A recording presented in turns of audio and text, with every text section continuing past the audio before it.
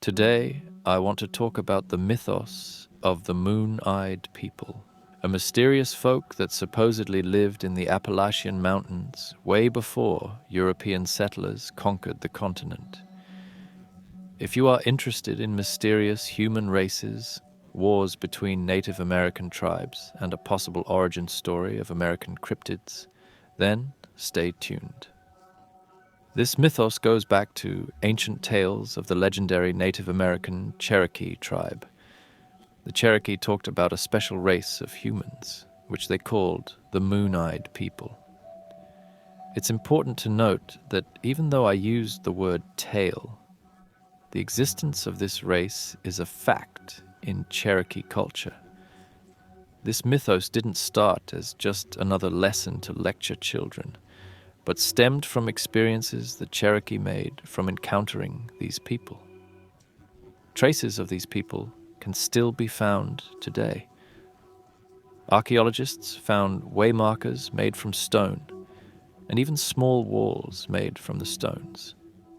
They also found what seems to have been ritual circles made from different stones. But the most important discovery was small stone statues. These statues show people with unusually large eyes. All these artifacts and stone structures were found in the northern Appalachian Mountains and led through the former territories of different Native American tribes. You can still see these statues in the Cherokee County Historical Museum. The obvious answer is that these exact tribes created these structures. But there is one problem with that theory. Both the Cherokees and the Creeks vehemently deny having built these structures. Both tribes say that all those artifacts did not come from them, but from the moon-eyed people.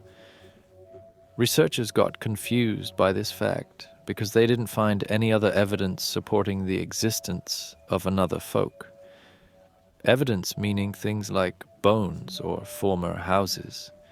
However, the Cherokee delivered a simple explanation for that. Centuries earlier, they had massacred the moon-eyed people. As to why the Native Americans supposedly killed these people, there is a prominent theory that I will explain later on. However, I think for now it is more important that we talk about the moon-eyed people, what they looked like, and how they came into contact with the Native American tribes. The legends state the Cherokees were really well off at the time. They controlled a large hunting ground and had an abundance of food, which led to exponential growth of the tribe. Slowly but surely they expanded their territory northwards until they reached a place that looked perfect to settle down. But one thing was strange. In their new territory, they found the aforementioned stone structures. Judging by this discovery, they assumed that another tribe must already live there, but they never noticed the presence of other people, at least not during the day.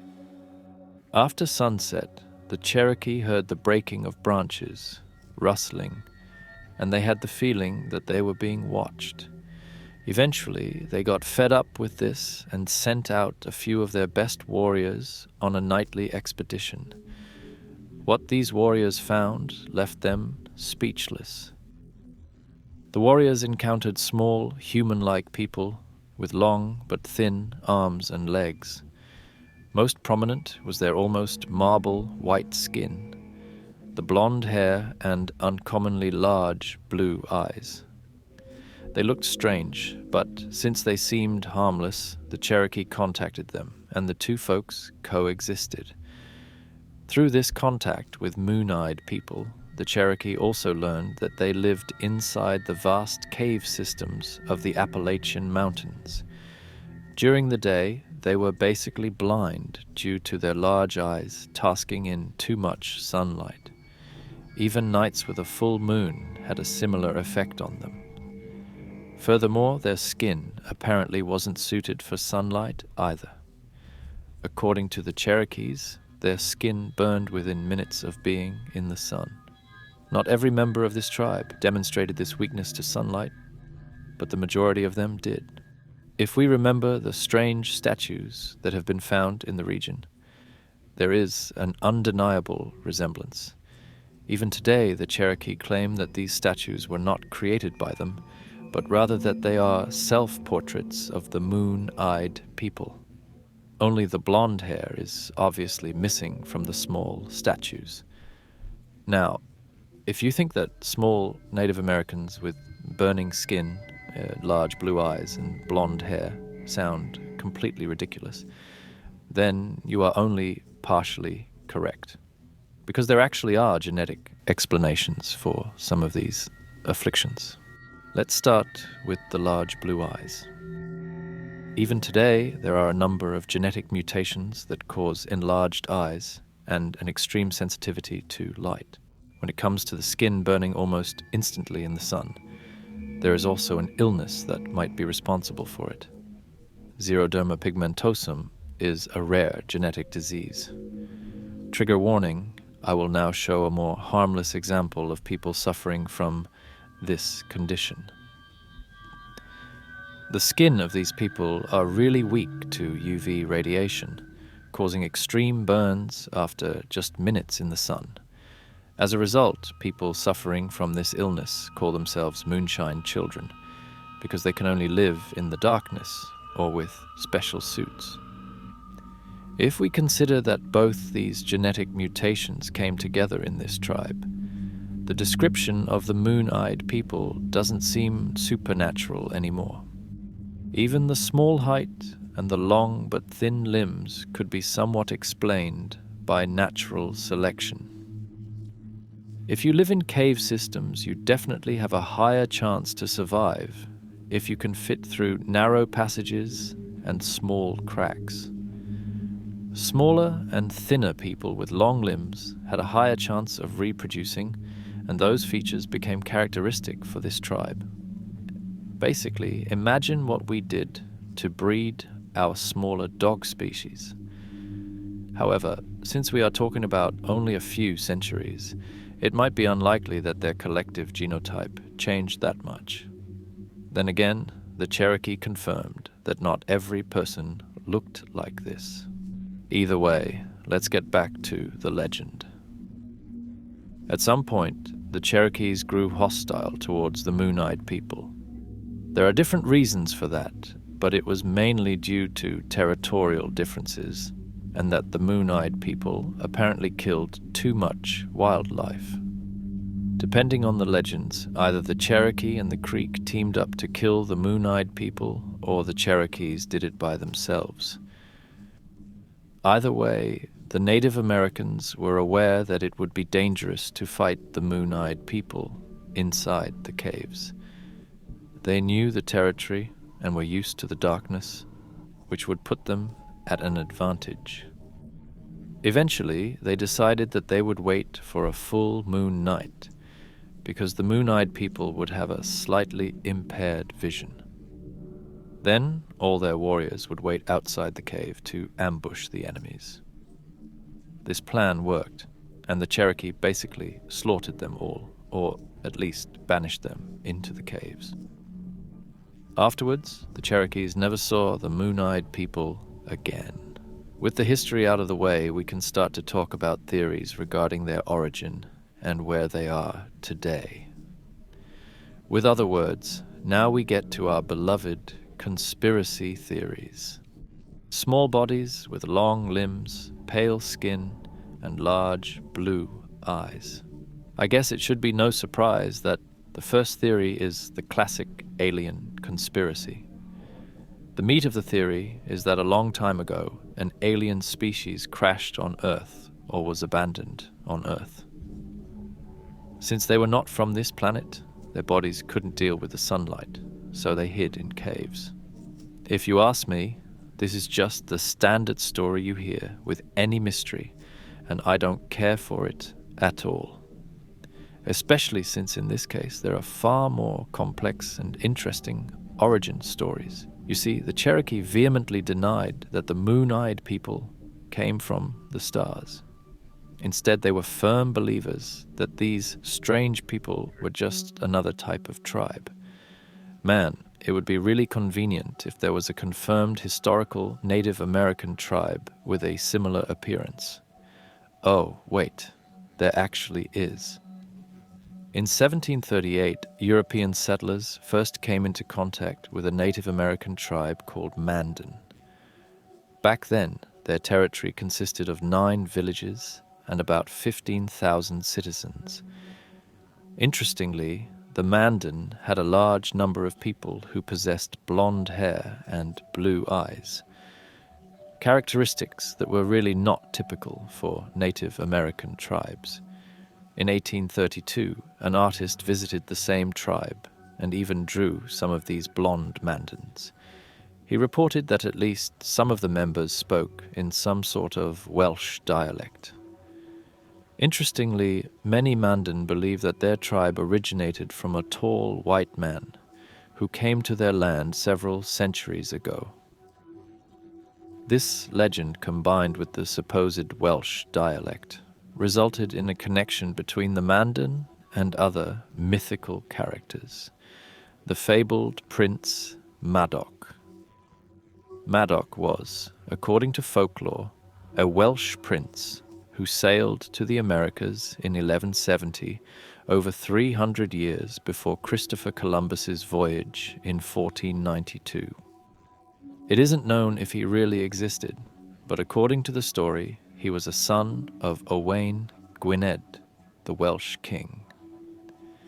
When his father died, a fight ensued over which of his 16 sons should rule the lands. Madoc wasn't interested in such quarrels and left the country together with his loyal servants. Supposedly, he sailed west and eventually reached North America. It is said that these visitors had intermarried with local Native Americans and that their Welsh-speaking descendants still live somewhere in the United States. This supposedly includes the Mandan, but you might be asking, what does all that have to do with the moon-eyed people? Well, one theory suggests that the moon-eyed people originated from the Mandan, or to be precise, from the 20% of the tribe that were white and had blonde hair. The theory suggests that at some point a number of these Mandans suffered from the genetic mutations I mentioned already. As a result, they were treated like outcasts and were eventually banished from the tribe. These outcasts eventually reached the northern Appalachian Mountains and settled in the cave systems, which served as a protection from the sun. Again, over the years they might have developed smaller limbs until they were annihilated by the Cherokees. I personally really like this theory because it's just so crazy and interesting. However, since Madoc is a myth himself, there is no way to prove the story. So we basically have the more crazy alien theory, and we have the genetic mutation theory. However, both these theories don't tackle the question of what happened to the surviving moon-eyed people who fled into the caves. However, there is one really crazy conspiracy theory that explains what happened to them and even links them to famous Appalachian cryptids. I like to call this the cryptid origin theory. Specifically, this theory tackles the origin story of a popular cryptid category, the pale crawlers. For those who don't know it, pale crawlers are described as medium-sized human-like beings. They have pale, almost completely white skin. They can run on 2 or 4 legs. Their limbs are unnaturally long and thin. And they have either no eyes or really big eyes that can be red, black, or blue. On top of that, they are said to live in the forests and caves of the Appalachian Mountains, only coming out at night to hunt. Now, if you listen to my description of the pale walkers, you might notice many resemblances between them and the moon-eyed people. They share almost the same characteristics, only that the moon-eyed people look more like humans, while the pale crawlers are described as looking monstrous. But what if we assume that the pale crawlers are nothing more than the evolved form of the surviving moon-eyed people? Locked in their caves, they deformed even more. Their skin lost all its color. Their eyes began to vanish completely due to them not needing them. And after some time, they lost their understanding of culture. If you know the movie The Descent, you might know what I'm talking about.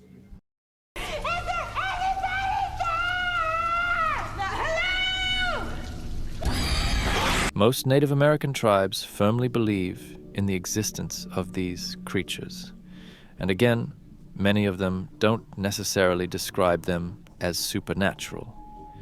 These tribes explain the existence of pale crawlers as follows.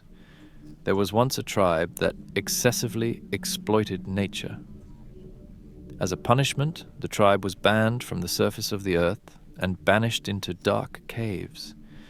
Banished from the surface and human culture, they evolved into something monstrous. If you remember, the Cherokee also claimed to have killed the moon-eyed people because their hunting methods were too excessive. Another curious overlap between the two legends. So maybe these pale crawlers are just underground dwellers that come up to the surface to hunt at night.